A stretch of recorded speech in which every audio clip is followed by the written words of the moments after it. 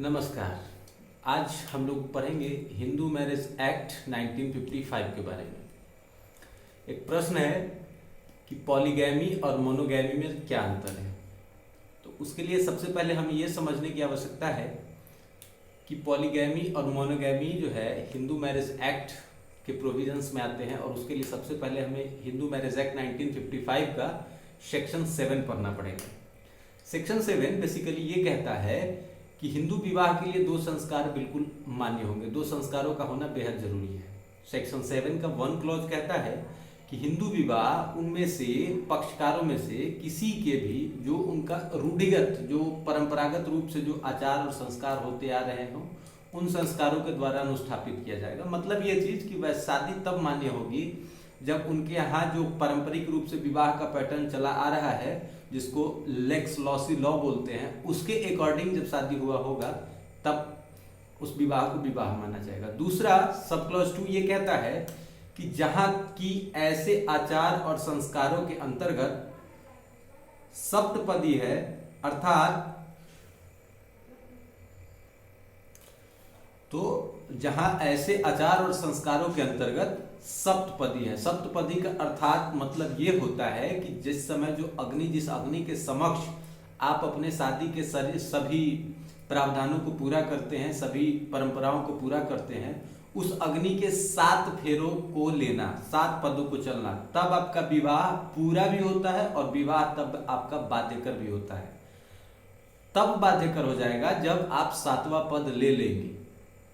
छठा पद, 6.5 पद ऐसा नहीं चलेगा, 7वां पद चाहिए, मतलब चाहिए। तो देयर आर टू, कह सकते हैं कि there are 2 major ceremonies essential for a valid Hindu marriage, like first vivah hom and second is saptapadi.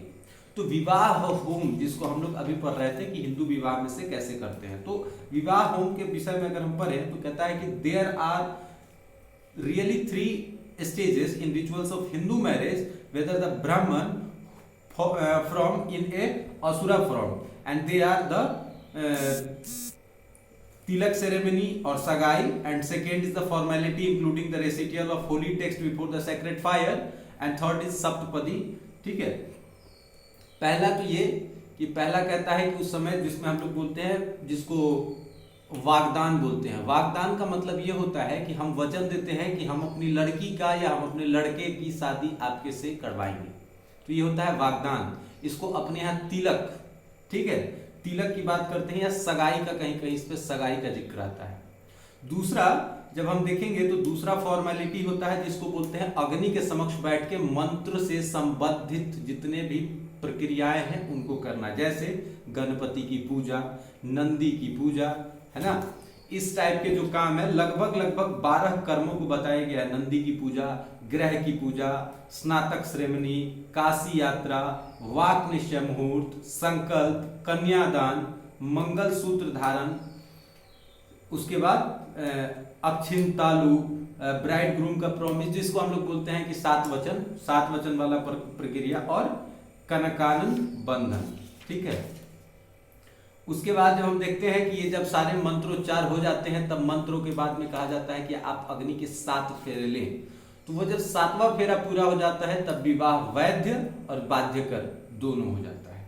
ठीक है, नाउ इस समय हम एक जजमेंट देखेंगे, जिस जजमेंट में हाई कोर्ट ऑफ राजस्थान ने कहा था कि the ceremony of saptapadi signifies that taking of 7 steps by the bride groom and bride jointly before the sacred fire, and it is not to be confused with taking rounds of the fire. Now come to the point। और उसके बाद हम ये समझते हैं कि जो हमारा प्रश्न था आज का कि मोनोगैमी और पॉलीगैमी क्या होता है। तो मोनोगैमी का मतलब होता है एक विवाह, पॉलीगैमी का मतलब होता है बहुविवाह। मोनोगैमी का मतलब यह हुआ कि एक आदमी एक औरत से शादी कर सकता है। इसके 2 टाइप्स होते हैं। पहला टाइप होता है सीरियल मोनोगैमी और दूसरा होता है non serial monogamy. Serial monogamy में ये होता है कि जब कोई इंडिविजुअल जो है वो अपने पूरे जीवन काल में एक ही पत्नी से शादी करेगा, ठीक है, लेकिन इन पर्टिकुलर टाइम अगर उसका लाइफ मेट, ठीक है, मतलब किसी कारण से उसकी पत्नी का देहांत हो जाता है या पति का देहांत हो जाता है तो वो दूसरी शादी कर सकता है, लेकिन एक, ऐसी नहीं कि पहली पत्नी के मरने के बाद 2-4 शादियां कर लेगा, पहली पत्नी के मरने के बाद वो एक शादी कर सकता है। सीरियल मोनोगैमी का मतलब ये होता है कि वैसा शादी या वैसा विवाह जब कोई एक इंडिविजुअल अपने पति या पत्नी के लिए जीवन भर के लिए डेडिकेटेड होता है, मतलब कि अगर पति या पत्नी के मृत्यु के बाद भी वो शादी दोबारा नहीं करता है। ठीक है, नाउ नेक्स्ट इसमें ये है कि जब आप देखेंगे पॉलीगैमी के बारे में, तो पॉलीगैमी के 2 टाइप होते हैं।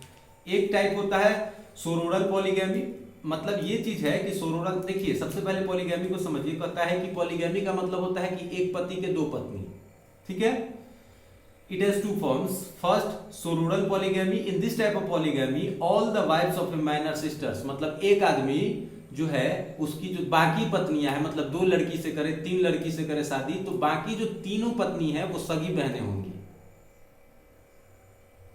तो ये कहलाएगा आपका सोरोरल पॉलीगैमी। दूसरा होता है आपका नॉन सोरोरल पॉलीगैमी। इसमें क्या कहता है कि इस तरीके के विवाह में उसकी पत्नी, जो एक से अधिक जो पत्नी होगी, वो पत्नी एक परिवार से आएंगी या अलग अलग परिवार से हो सकती हैं, लेकिन सिस्टर नहीं होंगी। ठीक है, तो ये आपका हो गया पॉलीगैमी। उसके बाद आता है पॉलीएंड्री। पॉलीएंड्री का मतलब ये होता है कि ये ऐसा शादी का विवाह है पॉलीगैमी का, जिसमें एक औरत जो है वो एक आदमी से अधिक, एक से नहीं, एक औरत एक से अधिक मर्दों के साथ एक समय में शादी कर सकती है। एक होता है फ्रेटर्नल पॉलीएंड्री। इसमें क्या होता है कि a women marries all the brothers of her husband, the eldest brother is the head of the family. Example of Draupadi married 5 brothers of Pandavas in Mahabharata. मतलब एक औरत जो है अपने पति और पतियों के भाई से एक साथ शादी कर सकती है। तो हमने इसका एग्जांपल पांडवाज वाले में देखा था महाभारत के समय में। तो ये हो गया आपका मोनोगैमी और पॉलीगैमी और पॉलीएंड्री एंड फ्रेटर्नल पॉलीएंड्री। अगर हम इसमें ये देखें कि हिंदू मैरिज एक्ट के बारे में देखें कि इसका सेक्शन 5 का क्लॉज 1 कहता है कि marriages contracted between Hindus are now made monogamous by statute. इसमें यह कहता है कि introduction monogamy which essentially the voluntary union of life of a one man with a one woman to the exclusion of all other. ठीक है, sponge का मतलब ये होता है, उसके इसमें अगर स्पॉज की बात आती है तो स्पॉज का मतलब ये होता है कि वैसा जिसके साथ शादी पहली बार हुआ हो कानूनी तौर पे, है ना, लॉफुली, मतलब कानून के हिसाब से हो सकता हो। हिंदू मैरिज एक्ट में कानून जो है 2 तरीके के, लेक्स लॉसी लॉ बोलते हैं, जिस परंपरा को हम पूरा करते आ रहे होते हैं शुरू से, तो एक लेक्स लॉसी लॉ कहलाता है। तो क्लियर, पॉलीगैमी 2 तरीके के, उसके बाद मोनोगैमी 2 तरीके के। ठीक है, अगर हम मोनोगैमी की बात करें तो एक सीरियल मोनोगैमी होता है, एक नॉन सीरियल मोनोगैमी होता है। सीरियल मोनोगैमी का मतलब होता है कि एक पत्नी या एक पति के मरने के बाद दूसरी शादी सिर्फ एक से। नॉन सीरियल मोनोगैमी का मतलब होता है कि एक शादी हुई, अगर पति या पत्नी में से किसी की मृत्यु हो जाती है तो वो ताउम्र जितने दिनों तक वो जिंदा रहेगा उतने दिनों तक वो किसी और से शादी करेगा नहीं। दूसरा होता है पॉलीगैमी। पॉलीगैमी 2 तरीके के होते हैं, एक सोरोरल पॉलीगैमी होता है, एक नॉन सोरोरल पॉलीगैमी होता है। सोरोरल पॉलीगैमी का मतलब होता है कि एक पति के बहुत सारी पत्नियां हो सकती है और सब की सब बहन होंगी। जबकि नॉन सोरोरल पॉलीगैमी का मतलब ये होता है कि एक पति के अलग अलग पत्नी होंगी, लेकिन वो सब एक परिवार से या एक बहन से नहीं होंगी, वो सारे अलग अलग परिवारों से आएंगी। पॉलीएंड्री का मतलब ये होता है कि एक समय में एक औरत दो पुरुषों के साथ शादी कर सकती है। और फ्रेटर्नल पॉलीएंड्री का मतलब ये होता है कि वैसे समय में जैसे एक औरत अपने पति के बाकी भाइयों के साथ भी शादी कर सकती है, तो ये पॉलीएंड्री कहलाता है। ठीक है, तो ये चीज समझ गए। हिंदू मैरिज एक्ट के विषय में आपने ये भी समझा कि हिंदू विवाह जो है कैसे वैध माना जाएगा, तो उसके 3 प्रक्रियाएं होंगी। एक को बोलते हैं वागदान, दूसरे को बोलते हैं हिंदू अग्नि के समक्ष जो वेद मंत्रों से काम चलता है वो, जो कन्यादान वगैरह की प्रक्रिया है वो, और तीसरा होता है सप्तपदी। जैसे ही 7 फेरों के 7 वचन पूरे हो जाते हैं, शादी संपूर्ण हो जाती है। उम्मीद करते हैं कि आपको ये समझ में आया होगा। ये सारी बातें हिंदू मैरिज एक्ट 1955 के सेक्शन 7 में दिया गया हुआ है। विशेष अगर आपको किसी तरह की क्वेरी है तो आप कमेंट बॉक्स में लिख सकते हैं। Thank you.